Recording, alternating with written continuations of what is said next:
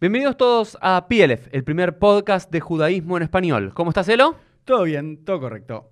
Elo, ¿tenemos alguna novedad? Sí, la novedad es que a pedido de ustedes hemos lanzado una página en internet con curso de judaísmo online. La página es plf.com. Hagan clic en la descripción y allí encontrarán mucha más información de estos cursos. Así que entren y vayan a ver la página que está muy buena. Ahora sí, Elo, si te parece, comenzamos con el episodio del día. Vamos. Bienvenidos todos al episodio número 99 de PLF. ¿Cómo estás, Elo? Todo bien, todo correcto. Cachi 100, ¿no? Como el Cachiche. chiste. Bueno, Casi 100 episodios, episodio número 99, Elo. ¿Y de qué vamos a hablar hoy? hoy el anterior fue de Sukkot y este era de... ¿Cuál es la fiesta que viene después de Sukkot? Matan Torah, ¿cómo se llama? No, Simchat Torah. Simchat Torah. La fiesta de Simchat Torah, la alegría de la Torah. Que Bueno. viene ¿cuándo? El último día de la festividad de Sukkot. Bueno. Ahora, Elo, habíamos hablado la semana pasada sobre los 3 mitzvot de Sukkot, su pasado agrícola y cómo después se le asoció con la salida del pueblo de Israel de Egipto y demás. Ahora la pregunta es, ¿de dónde surge Simchat Torah? Claramente rabínico y es muy moderno, ¿no? Porque es completar el estudio de la Torá en un año, que antes se hacía en 7 años, después en 3 años y medio, ¿no? Y después se empezó a hacer en un año, ¿no? Eso es nuevo. Muy bien. Entonces, primero lo que tenemos que hacer Para que es Shmini Atzeret, porque cuando uno muy lee bien, el Sidur, bien, Elo, bien, cuando Elo. uno lee el Sidur, todo el tiempo dice Shmini Atzeret Aseh. Claro, Este día es Shmini Atzeret. que nunca entendí Shmini Atzeret, me lo explicaron 100 veces, nunca lo entendí. Bien, entonces vamos a explicar el origen de Simchat Torah, que de todas estas festividades es una de las más tardías, que su origen no está en la Torah, que su origen no está en la Mishnah, que su origen no está en el Talmud. Tampoco.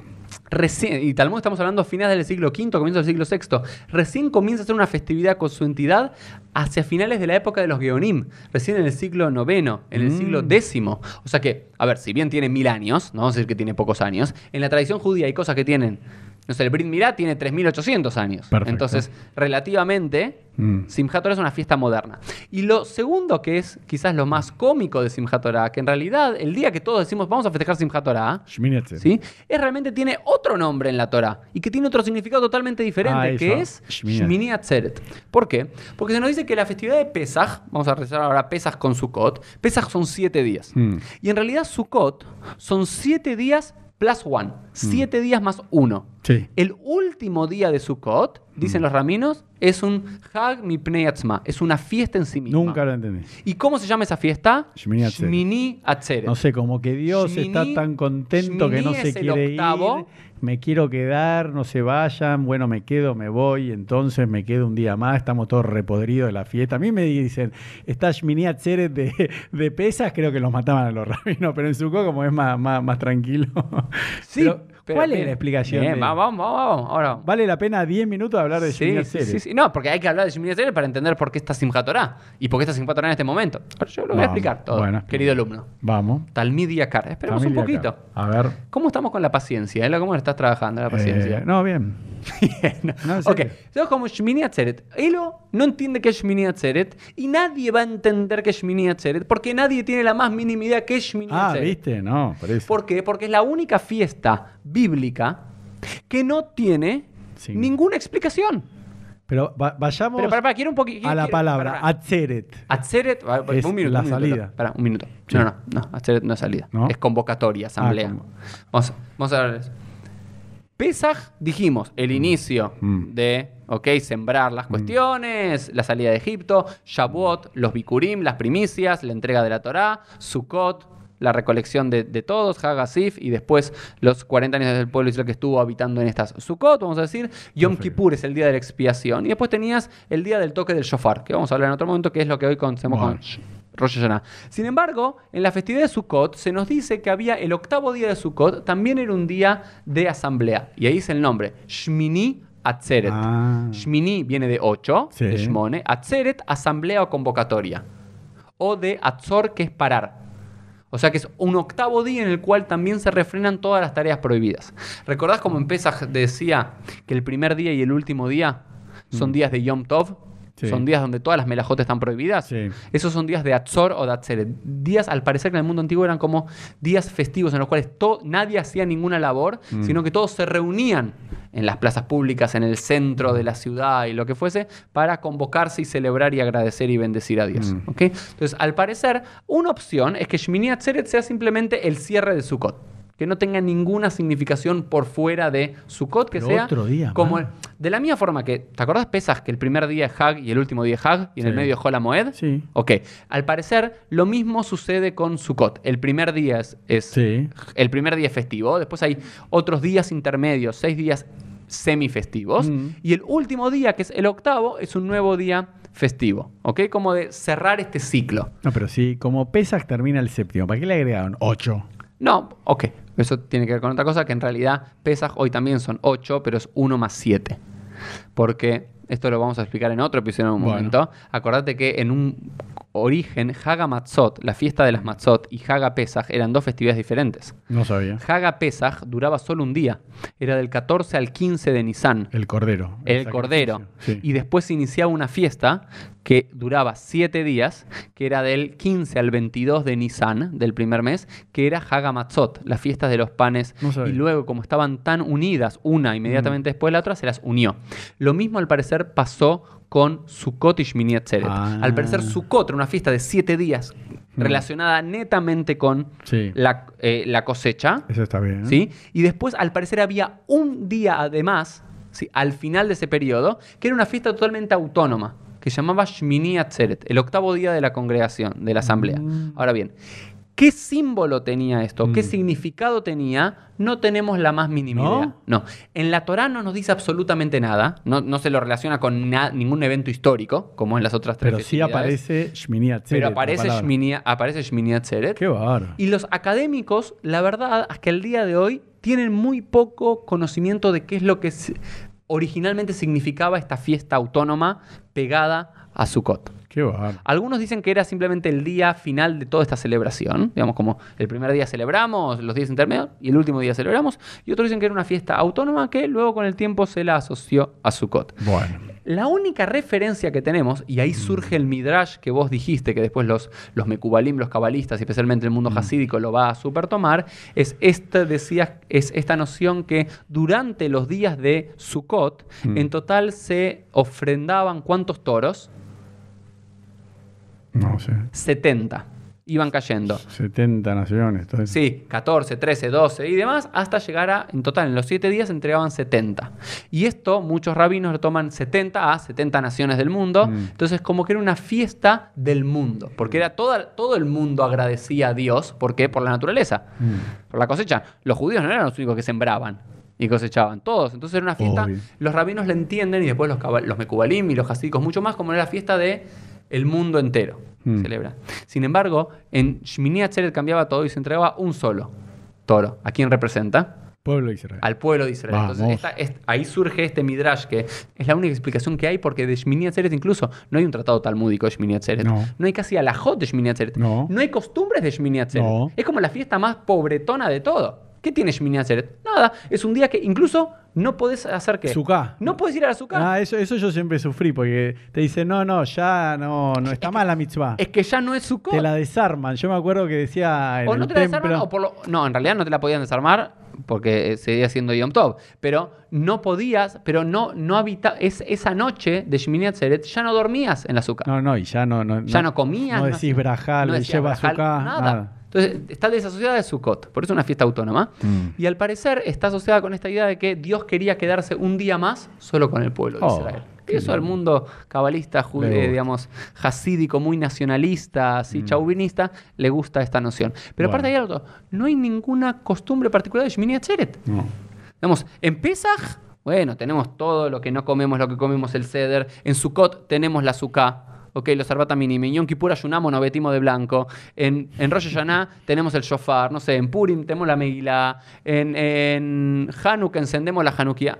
Todas las festividades tenemos algo. Y en Shmini Atzeret, ¿qué hacemos? ¿Qué haces? El kiddush en tu casa, comes, y es otro día que no puedes usar el celular, no puedes usar la tele, no puedes... No da más. No, nada más. Lo único que No, hay... digo, no das más pues ya estás Ya cansado. está cansado. Porque aparte empezó todo el recorrido en Rosh Hashanah. Sí. Tenés 2 días de Yom Tov en Rosh Hashanah, Ah, más claro. Yom Kippur, más todos los Shabbat en el medio, más los primeros 2 días de Sukkot, más los últimos 2 días. Ya es como un mes es un Too mes. much. Es como yo lo llamo el mes peronista. ¿sí? Es el mes peronista porque no se trabaja. ¿no? Y aparte en Israel todo es después de Shmini Atzeret. Todo empieza a Jarei Hagim. Todas las Igual clases. tendrías que explicar qué es peronista, por qué no se trabaja, porque los que están fuera de Argentina no van a entender el chiste. Poneme mi cámara, los voy a explicar. Explíquelo. Peronista, googleen. Pongan Perón, peronismo. Allá está, googleen. Listo. ¿Lo solucionamos? Perfecto. Bien, ahora bien. ¿Qué estaba diciendo, Elo? Me perdiste con todo esto. ¿Viste? Entonces, Shmini Atzeret es como muy parve, como muy pobretón, como Claro, no, está celebración. yendo a llegar cómo llegamos Muy a bien. Simchat Torah. Bien. Entonces, como Shmini Atzeret, al parecer, no solo para vos, Elo, y no solo para mí, sino que incluso para nuestros antepasados era una fiesta que era la nada misma. Claro, porque tampoco sabemos cuándo lo unieron con No, Sukkot. ya en los tiempos de la Torá estaba un día después. Era parte de este ciclo. Siempre fue un día después. Siempre fue un día después. Siempre fue un día después. Pero quizás originalmente... Era otro día. Era el mismo día, pero no estaba asociada con Sukkot mismo. Sino que era como... Imagínate que tenés un cumpleaños y el otro día tenés un cumpleaños. Sí. ¿Son los dos cumpleaños de la misma persona? ¿Están asociados? No, simplemente estaban los dos juntos. Bien. Pero ya en la época bíblica, de vuelta, es una época... Shmini Atzeret, un dato de color. A ver. Casi no se vuelve a repetir esta festividad luego cuando en los libros proféticos o en otros libros del Tanaj se No recuerdan la las festividades. No se menciona. Era un plomo. ¿Qué vas a mencionar si no hay nada para hacer? Al parecer después algo estaba asociada con la construcción del Beit HaMikdash, pero esto es otra cosa. Y para la época rabínica no hay alajot de Shmini Atzeret. No hay minagim, no hay costumbres de Shmini Atzeret. Entonces, en la época rabínica, ya para la época del Talmud, comienza a haber un debate entre la comunidad de Babilonia y la comunidad de la tierra de Israel. La comunidad de la tierra de Israel tiene la costumbre de leer la Torá cada 3 años y medio. Lo que decía yo. Dividido en lo que se llama sidrot. No lo llaman parashiot, porciones, sino sidrot, que son como órdenes, que son más o menos unas entre 150 y 170 pequeñas porciones. Claro. Entonces, más o menos tardaban unos 3 años y medio desde Bereshit hasta Dvarim, terminaban 3 años y medio. Sin embargo, en la tierra de Israel, sin embargo, en Babilonia, la costumbre ya era desde el siglo IV comenzar y terminar de leer la Torá en un año. Está bueno. ¿Ok? En un año. Y por un tema de cronograma y demás, que es muy complejo de explicarlo ahora, siempre se inició que el primer Shabbat después de Sukkot sea Shabbat Bereishit. Claro. Es decir, la primera lectura de la Torá del año. ¿Estamos bien hasta acá? Sí. Esto ya sabemos del siglo IV, que tenemos más o menos así. Bien. Entonces, en la época de los Geonim, que la época de los Geonim son los grandes sabios de las academias rabínicas, especialmente de Babilonia y de la tierra de Israel, Correcto. del siglo VII, VIII, IX, X, más o menos desde fines del siglo VI hasta mediados del siglo XI. Es la época histórica de los Geonim. Había como una puja entre los sabios de la tierra de Israel, los Geonim de Israel y los Geonim de Babel. Claro. Cada uno quería decir, nosotros somos el judaísmo genuino, nosotros tenemos la interpretación correcta. Y realmente los que tenían el conocimiento, los que tenían todo, ¿eran quiénes? Los de Babilonia. Los de Babilonia tenían más población, tenían más riqueza, tenían más recursos. Estaba el judaísmo más refinado que en la tierra de Israel por diferentes cuestiones y persecuciones, empobrecimiento económico, mucha migración de los sabios. Y una de esas pujas que tenía que ver era cómo la comunidad judía tiene que leer la Torá. Entonces, hasta el siglo XI-XII tenías un importante número de comunidades judías en el mundo que leía la Torá siguiendo la usanza de la tierra de Israel, leyendo la Torá cada 3 años y medio.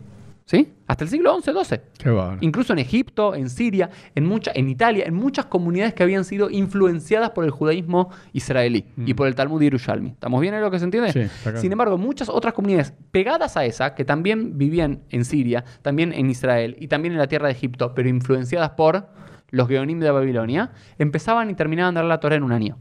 Y como su ciclo siempre comenzaba luego de Sukkot, se les ocurrió una idea, es decir, ¿por qué no hacemos una gran celebración Estuvo bueno. justo antes de terminar de leer la Torá? Celebramos como comunidad judía oriunda y siguiendo la tradición de Babilonia de Babel, que completamos una lectura anual completa de la Torá. ¿Y cuándo lo podemos hacer? Si la primera lectura de la Torá es post-Sukkot, en la última festividad que no tiene ningún significado, Claro. que seguramente lo que habrá pasado, esto no hay muchos estudios históricos, nadie te lo va a decir, pero quizás la gente tampoco iba mucho a la sinagoga. ¿Para qué se Shmini Atzeret a la sinagoga? No, yo no doy más. No da más. Y de vuelta, tampoco la lectura de la Torá no te dice absolutamente nada. No tenés una costumbre particular, no hay nada. No, aparte estás cansado. Entonces ya más o menos para el siglo VIII, IX y demás, sí comenzamos a escuchar de una fiesta llamada Simchat Torah, la alegría de la Torá, que la siguen en Babilonia y muchas comunidades influenciadas por los sabios de Babilonia, que era como una gran fiesta para, de alguna forma, taparle la boca a los otros que leían la Torá. Ah, ¿ustedes siguen leyendo? Ah, no sabía. Siguen leyendo, nosotros ya terminamos, muchachos, claro. Y volvemos. Ustedes están como lentos, ¿no? Sí. Tienen como... Bien. Como Ilia. Googleen Ilia, que lo llamaban la tortuga, ¿okay? Un presidente argentino. Van como lentos, ¿no es cierto? Van como lentos. Nosotros ya... Entonces ya desde el siglo VIII, IX sí tenemos esta festividad llamada Simchat Torah, que la costumbre originalmente era simplemente marcar ese día el fin de la lectura pública de la Torah. Bueno. Y luego ya tenemos desde el siglo IX, X hasta más o menos el siglo XVII, XVIII, el avance de todas las costumbres que hoy conocemos que hacemos en Simchat Torah. Por Primero ejemplo, quiero explicar algo. Entonces, Simchat Torah, ¿sí?, casi borró de la memoria colectiva judía, excepto en la liturgia, el nombre de Shmini Atzeret. Claro. ¿Quién te dice, vamos, qué publicidad Nadie. sale con Jabado de Betel o de Judaica Norte diciendo vamos a celebrar Shmini Atzeret? No. Todo eso es Simchat Torah. Hay mucho, y aparte hay un tema. En Israel, Shmini Atzeret y Simchat Torah séptimo. es el mismo día, es el mismo octavo. día. Claro. No. Ese es el octavo. Shmini es el octavo. Pero en la diáspora es el octavo y el noveno día. A vos te falta un día en ese calendario, Elo. Ah, es verdad. Porque Sukkot son 7 más más 1. Y en la diáspora son 7 más 2. Entonces, en la tierra de Israel, Sí. Simchat Torah se comió absolutamente la festividad bíblica Está bien. de Shmini Atzeret. No, pero acá hay algo asombroso. Es decir, para mí está bien. No sé si está bien, está mal. Es parte de nuestra historia y es lo que es. Pero en definitiva es muy interesante. Es el único caso donde una festividad netamente rabínica es como que eligió en el calendario una festividad bíblica, que era un día de Yom Tov, un día de reposo, un día donde no se trabajaba, un día donde había Kiddush, un día donde había lectura de la Torah, etcétera, etcétera, etcétera, y se la apropió. Y ahora dice, en Israel, Shmini Atzeret, ¿qué es? Nada. Y en la diáspora, Shmini Atzeret, ¿cuánta gente hay en el templo? Un minyan. Un par de shepherds que van a comer, nada más, porque hay un Kiddush. Y si no hay nada. Pero en Simchat Torah hay más gente o no. Entonces el Yom Tov Sheini, el segundo día de las diásporas, se convirtió mucho más importante en este caso que el primer día, que sería Shmini Atzeret. Por lo cual nuestras sinagogas suelen estar llenas en Simchat Torah, con muy poca gente en Shmini Atzeret, y el centro pasó al segundo día, ¿sí?, que es Simchat Torah, en el cual celebramos de vuelta con algunas de las costumbres que vamos a decir ahora, este fin del ciclo anual de la lectura de la Torah. Bueno. ¿Y cuáles son las principales características y costumbres? Decime alguna, algo que haces. Bailar con la Torah. ¿Bailar con la Torah? Bueno, bueno. ok, bailar con la Torah. No, pero no hay mitzvot. No hay, ¿por qué no puede haber mitzvot? Pues es rabínica. Porque es rabínica, no bíblica. ¿Sí? Y de vuelta, y es rabínica post-talmúdica. Entonces sí puede llegar a haber mitzvot de origen rabínico como es Leadlik Ner Shel Shabbat, encender las velas de Shabbat o las velas de Hanukkah, que también son consideradas mitzvot. Pero como es una festividad post-rabínica clásica, incluso no puede tener bendiciones propias. Por eso siempre las brajot son sobre Shmini Atzeret. Bueno, por eso. Pero entonces, en conclusión, lo que la gente conoce o sabe normalmente Se baila con la Torah. Se baila con la Torah. ¿Cuántas vueltas se hacen? 7. 7. Se llaman las akafot. Sí. Para que la gente que nunca fue y demás se dé una idea, se pone la bimá, donde usualmente se lee la Torá, se la pone en el medio de la sinagoga, se quitan las sillas, los bancos, lo que fuese, y se canta y se dan 7 vueltas alrededor de esa bimá con la Torá. El número 7, de vuelta, es un número muy mecubal, es un número muy judío. Bueno, no, pero son 7 aliot que hacemos todos los sábados, 7 ascensiones a la Torá. 7 ascensos a la Torá, 7 lecturas de la Torá. Es un número habitual todos los sábados. Un número súper habitual que está relacionado con Shabbat, con las 7 lecturas de la Torá, listo. con también las 7 vueltas de los tefilín, con las 7 vueltas que el pueblo de Israel dio alrededor de la ciudad de Jericó antes de que se case, las 7 vueltas que la novia da alrededor del novio. Entonces, de vuelta, es bailar y apropiarnos de la Torá. ¿Sí? Es bailar con la Torá como si el pueblo de Israel fuese el hatán, fuese el novio, y la novia es la Torá, Entonces bailamos como si fuese como esta metáfora hermosa Sí, sí. que el pueblo de Israel es el novio Sí. y la novia es Shabbat. Lo mismo Bueno, con la Torá y Simchat perfecto. Torá. Bailamos con la Torá, 7 vueltas y demás. Esa es la costumbre principal. Y la costumbre es que tenemos un Hatán Torá y Hatán Bereishit. Explíquelo. Es decir, el novio de la Torá y el novio del Bereshit del comienzo. En las comunidades no ortodoxas tenemos Hatán Torá y normalmente Kalá Bereshit, la novia del comienzo. Bueno. Entonces, para darle el honor a un hombre y a A una una mujer. mujer en nuestras sinagogas, que lo que suelen hacer es leer inmediatamente, el último párrafo Claro. de la Torá e inmediatamente después comenzar a leer el primer párrafo. Es decir, leer la muerte de Moshe, que es el final, inmediatamente después de leer Bereshit bara Elohim. En el comienzo creó Dios los cielos y la tierra, y leen el primer capítulo del libro de Por eso, Génesis. pero para que la gente lo entienda y lo repase, es el último día de Sukkot a la noche, que terminaría, porque las fiestas judías terminan cuando salen las 3 estrellas, ¿no? O sea, Ujú. ahí es Shmini Atzeret. Pero ese día se baila un poquito con la Torá. No se hace nada, no se hace No, nada. no. Excepto que estemos en Israel. Claro, no, Sí. pero digamos para la diáspora, como nosotros, para que no nos mareemos. Es un día Shmini Atzeret, es un Al día otro como día, nada. por El eso. otro día a la noche. No, pará. Al otro día, a la mañana, se hace una tefilá, como si fuese Shabbat, que en la lectura de la Torá se lee el final de la Torá y el principio. Al otro día de Shmini No. Atzeret. ¿Cómo no? No, eso es en Simchat Torah. Ah, En Shmini Atzeret se lee la lectura de la Torah correspondiendo a Shmini Atzeret, Elo. es verdad, tenés razón. Claro, por eso vos decís, es el segundo día, me estoy confundiendo. Claro. A la noche de ese bailamos, Shmini Atzeret bailamos con la Torah. y al otro día es... Y al otro día, a la claro, mañana, me leemos la última porción de la Torá y el Exacto. comienzo de la porción de la Claro. Torá. Y por supuesto, como en toda festividad, se acostumbra a tomar un poco de más y digamos. Pero se baila con la Torá y hay una costumbre que se desarrolló allá por Alemania y demás en el siglo XVII y XVIII que tenía que ver con los niños que no podían levantar la Torá, bailen con banderas. No sé si en Jabad es esa costumbre. No, pero- bailan con la Torá, será. Bueno, para los chicos que son menores de edad, bailan con banderas. Es una costumbre de bailar con banderas. Algunas arriba de la bandera le ponían una manzana y hay algunas comunidades que incluso hacen que los chicos bailen con antorchas alrededor de la Torá. Es como toda una peregrinación alrededor de Bueno. la Torá. Y sí hay una costumbre muy, muy linda, es que la última lectura de la Torá, incluso lo dice el Shulchan Aruch, hay una costumbre que es que la tomen para Simchat Torah, como la Torá no es solo de los hombres que Sí, habitualmente los leen, chicos. los chicos y las mujeres. ¿Sí? Incluso chicos y mujeres que pueden leer ¿sí? esta última lectura de la Torá. Estoy seguro que el Shulchan Aruch habla de chicos, no estoy seguro si habla de mujeres, voy a chequear, pero que la última liá la toman también los chicos. Pero sí, y después, bueno, hay toda una discusión en el mundo ortodoxo, clásico y demás, si las mujeres pueden bailar o no con la Torá. Técnicamente las mujeres no tienen ningún problema en bailar con la Torá. Hay muchas comunidades ortodoxas y ortodoxas modernas que habitualmente las mujeres no leen de la Torá, pero sí que las mujeres bailan con la Torá tanto como los hombres durante Simchat Torah, quizás no en el mismo espacio físico. En las comunidades no ortodoxas, hombres y mujeres bailamos conjuntamente con la Torá. La verdad que es una celebración hermosa porque tiene que ver con... ¿cómo vamos de tiempo? Vos que estás así como estricto. 23 minutos. Bien, estamos bárbaros entonces. No, pero ¿sabes lo que me acordé? Sí. Que fue hace poco, creo, hace 10 años. Yo estaba en México y había un judío cubano, ¿no? Que hablaba así medio no, del todo cubano. Y me sorprendió, estábamos ahí en México tomando, ¿cómo se llama? Que toman ellos tequila y comiendo comida sefaradí. Y él tenía como 80 años, estaba de lo más enojado y él me explicaba que hacer eso con la Torá era idolatría. Y fue la primera vez que me puse a pensar, y dice, ¿por qué se baila alrededor de un libro, de un objeto? ¿Entendés? Como que fue...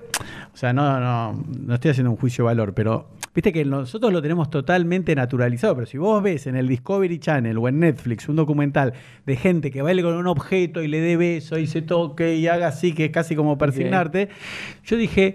La verdad que nunca me lo puse a pensar, porque está bien, nosotros le damos amor al texto, ¿no? Pero bueno, uno de última está como reverenciando ese objeto, lo toca, viste que la gente va, le pide bendición, abre El Eijal, el Arona Kodesh. Entonces, bueno, eso no sé si es tema de otro podcast. pero a ver, me parece que estos últimos minutos podemos relacionarnos a eso porque tenía que ver en parte con lo que quería decir y terminar con esto.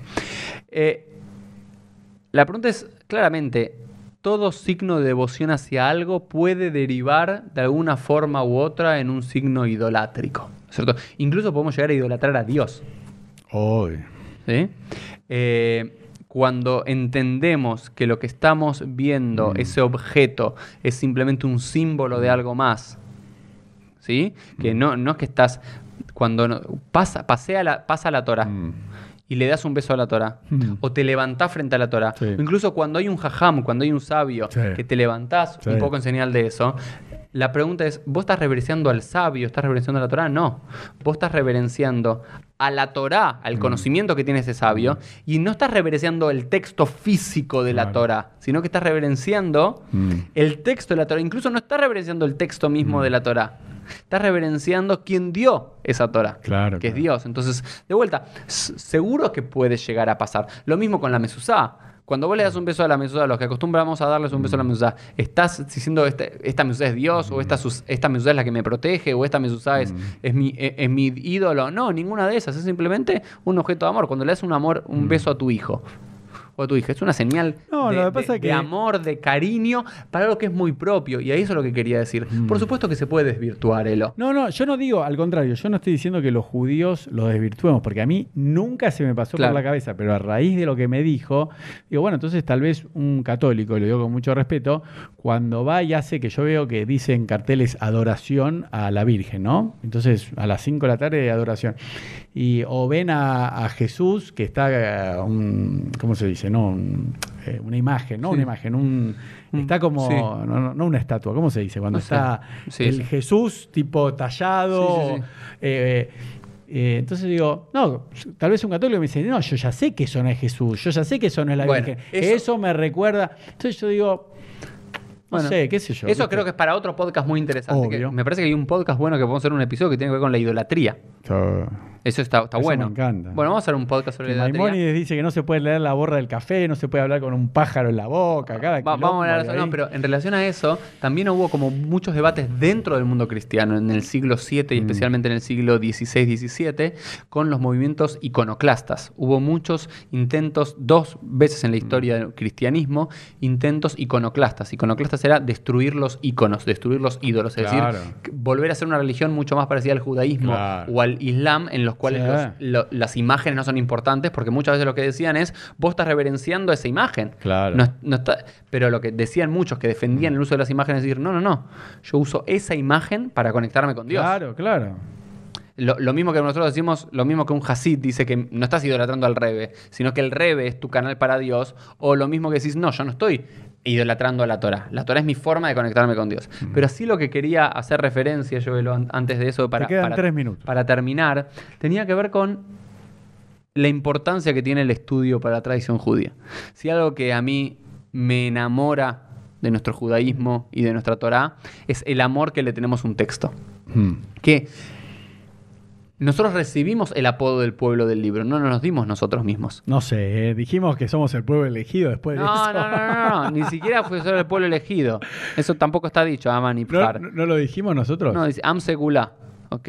Está en la Torá, el pueblo apreciado por Dios, querida por Dios. Perdón, cada uno de tus hijos no se Oh, siente el elegido. sí. Bueno, entonces nosotros también nos Yo a sentimos cada uno le digo que es los mi queridos. preferido. Es mi preferido, es mi querido. Entonces Am Segulá es eso. No es el único, Sí. ni el perfecto, ni el mejor, nada. Entonces saca esa idea del pueblo elegido. Pero el pueblo del libro, ¿quién nos lo dio? Los musulmanes, en el Corán. El Corán, siglo VII, donde aparece por primera vez esta noción de que el pueblo judío y los cristianos también somos pueblos del libro, es decir, los pueblos de la Biblia, Sí. los pueblos del Tanaj, de la Torá. Sin embargo, los judíos lo hicimos propio, esta idea. Y esta idea de que el mayor ideal del judío tiene que ver con el conocimiento y la sabiduría de nuestros textos, me parece algo maravilloso. Y que todos los judíos compartamos, que una vez al año volvamos a leer una y otra vez el mismo texto. Sí. ¿No es maravilloso, Elo? Es un embole, pero sí. No, dale. no, Elo, no es un embole, es maravilloso. Me hinchó las bolas la Torah, dale. Ok, Siempre lo ahora mismo. qué querés leer, Moby Dick. No, nada, No, nada. lo que yo digo que para mí me parece maravilloso, y sí digo esto, es, hay muchas veces también dicen en el Masejet Brajot y demás, que uno siempre debe leer la Torá conjuntamente con el tzibur, conjuntamente con la congregación. ¿Y por qué hay un ciclo pautado anual de cuándo se lee esta para allá, cuándo se lee otra? Para generar una comunidad de letras, una república de las letras, como la república de las letras del siglo XVIII, es para que todo el pueblo judío esté arraigado en un texto. Que esto no quiere decir que todos tengamos la misma interpretación de ese texto. Eso ya sé. Lo que sí tiene que ver es decir que todo lo que nos une es el texto. Y esto sí me gustaría terminar, y es lo que me des un poquito de bola en este formato que tenés, que es el siguiente. A ver. Vivimos en una sociedad donde Pero hablarle a la gente, a tu cámara. Ok, le voy a hablar, pero te quiero hablar a vos. No, ahora habla como cuando hablas a la congregación. Ok, les voy a hablar a todos. Cerrás con esto. Le voy a hablar a todos ustedes. Es como ahora el debate presidencial de Trump y Biden. Te quedan 3 minutos. Dale. Bien. Vivimos en un mundo donde la gente está atomizada. ¿Qué nos une con el otro? ¿Qué? La película que vimos, la música, el partido político al que votamos y más. Cada uno vive otra cosa y no tenemos nada que nos una. Pero cuando todos tenemos un mismo texto que nos une, o el texto que leemos todos y que conocemos todas sus historias de memoria, que conocemos sus leyes de memoria, aunque debatamos sobre el texto, ese texto hace que nos unamos como pueblo. Entonces, eso es lo maravilloso de Simchat Torah, celebrar la unión del pueblo judío a través del texto, que es el texto el que nos une y es el texto en el cual le da sentido y refugio a la vida judía. Y lo último, Harón Habibi, ahora sí quiero decir, una vez que estuve en un Simchat Torah en Chabad de Olleros, que es un barrio, una sinagoga judía de Chabad en el barrio de Belgrano en Buenos Aires, el Rab en ese momento dijo algo muy lindo que nunca había escuchado y que después lo utilizo cada año y me parece que vale la pena para cerrar la idea de Simchat Torah. Normalmente durante todo el año quien tiene acceso a la Torah es aquel que abre el texto de la Torah y lo estudia, lo lee, lo comprende. Sin embargo, cuando en Simchat Torah bailamos con la Torah no está abierta, la Torah está cerrada. Entonces hay algo que une al judío con la Torah más allá del estudio, que el estudio es maravilloso, que ayuda a comprometerte más con la Torah. Pero aunque no abras a la Torah, hay como una conexión de nuestro pueblo con ese libro que son nuestras historias, nuestro origen, nuestra constitución y también lo que nos forma hasta el día de hoy como pueblo. Así que celebremos en estos próximos días Simchat Torah de la forma que podamos en estos tiempos de pandemia. Y nos vemos en el próximo episodio, que es el episodio número 100. Hag Sameach. Chao. Muy bien. ¿Estuvo bien? Espectacular, pues hicimos 2 en 1 hora y 5 minutos. Eficiente. Eficiente. Claro.